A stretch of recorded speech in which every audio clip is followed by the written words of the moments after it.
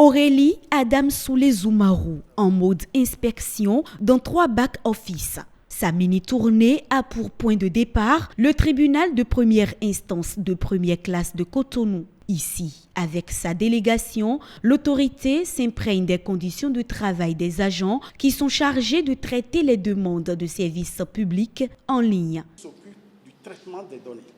Dans un climat détendu, à tour de rôle, les différents acteurs se sont exprimés sur plusieurs sujets, dont la délivrance du casier judiciaire et du certificat de nationalité en ligne. Des difficultés sont évoquées, des approches de solutions sont trouvées pour améliorer le système de délivrance de ces pièces.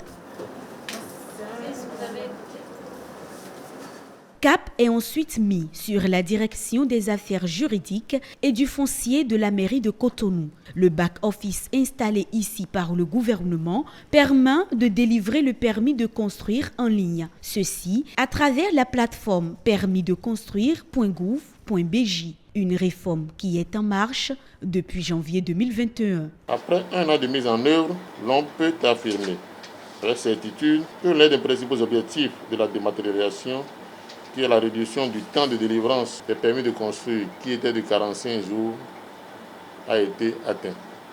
Ce délai est donc passé à 25 jours au plus et 14 jours au plus tôt. Quelques difficultés cependant subsistent qui m'amènent à formuler les doléances ci-après. L'organisation de nouvelles séances de formation au profit des architectes, surtout ceux qui n'avaient pas pu participer à la première séance. La dotation de la commission communale des autorisations d'urbanisme en matériel tel que le scanner pour la mise en ligne de procès-verbaux d'études de dossiers. À ces différentes difficultés, l'autorité ministérielle apporte des réponses. Est-ce que les organisations au niveau des back-office ont été revues, optimisées, monsieur le maire, pour qu'on puisse faire face à ce surcroît, je vais dire, de requêtes? Donc, ça demande de mettre en place un certain nombre de choses. Certaines de ces choses, nous pouvons vous aider, nous pouvons continuer au niveau du secteur du numérique à aider. Mais pour d'autres, nous devons accompagner les structures bénéficiaires à les mettre en place. Les populations elles-mêmes pourront toucher du doigt l'effort qui se fait et voir que le souci est permanent au niveau du gouvernement d'améliorer ce qu'on fait.